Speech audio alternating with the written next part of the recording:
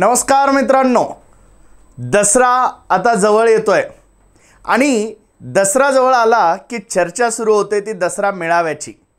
खरं तर बाळासाहेब ठाकरे हे मुंबईमध्ये शिवतीर्थावरती दसरा मेळावा घेत आणि त्याची गिनीज बुकात नोंद देखील आहे।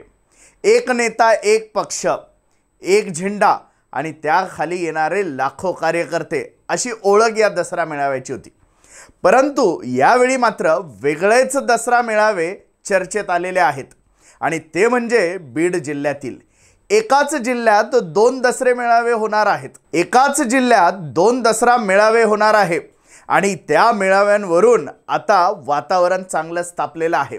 नेमकं दोन दसरा मेळावे का, त्यातून सामाजिक हित की राजकीय गणित असणार आहेत तेच जाणून घ्यायचं आहे आपल्याला या व्हिडिओच्या माध्यमातून। नमस्कार मित्रांनो, मी डॉक्टर महेश, आपण बघत आहात गोष्ट छोटी पण डोंगरा एवढी।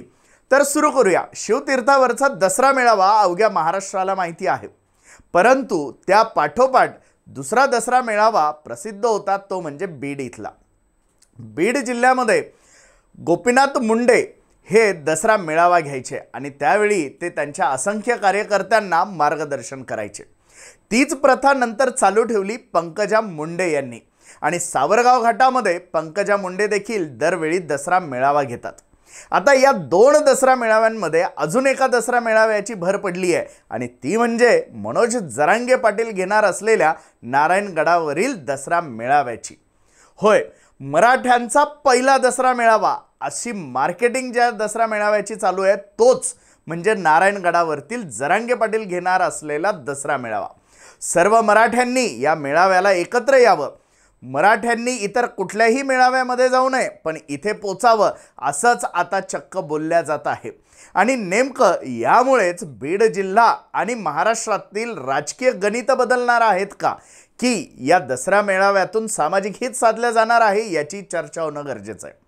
एकूणच सावरगाव घाटामध्ये एकीकडे पंकजा मुंडे यांचा दसरा मेळावा होईल तर नारायणगडावरती जरांगे पाटील यांचा मराठ्यांचा दसरा मेळावा होईल।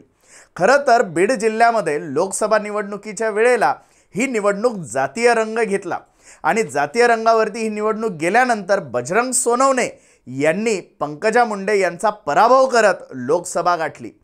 ही लोकसभा निवडणूक भाजपला आणि पंकजा मुंडेसह धनंजय मुंडे यांना चांगलीच बोचणारी ठरली।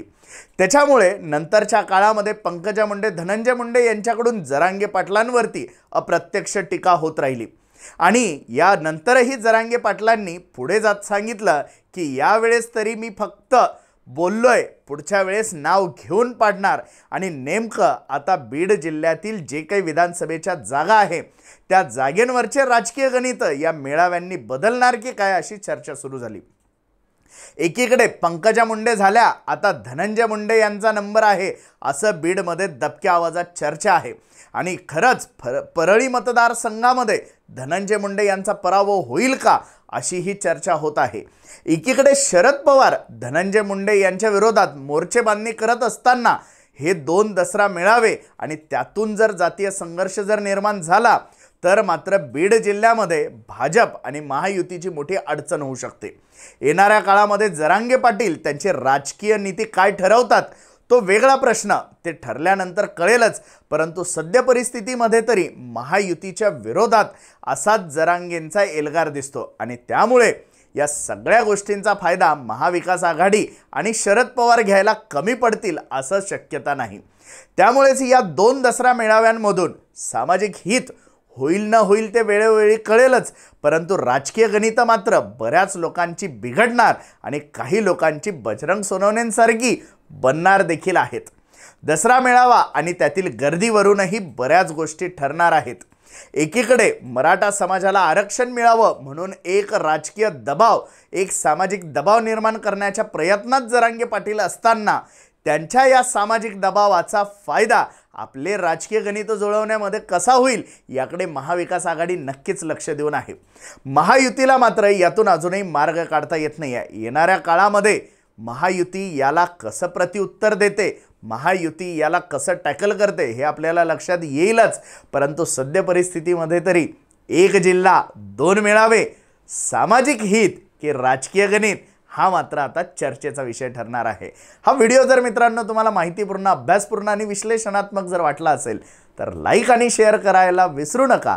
आणि अजूनही जर आपण आमचं हे चॅनल जर सबस्क्राईब केलं नसेल तर असेच नवनवीन माहितीपूर्ण विश्लेषणात्मक व्हिडिओ बघण्यासाठी या चॅनलला नक्की सबस्क्राईब करा। धन्यवाद।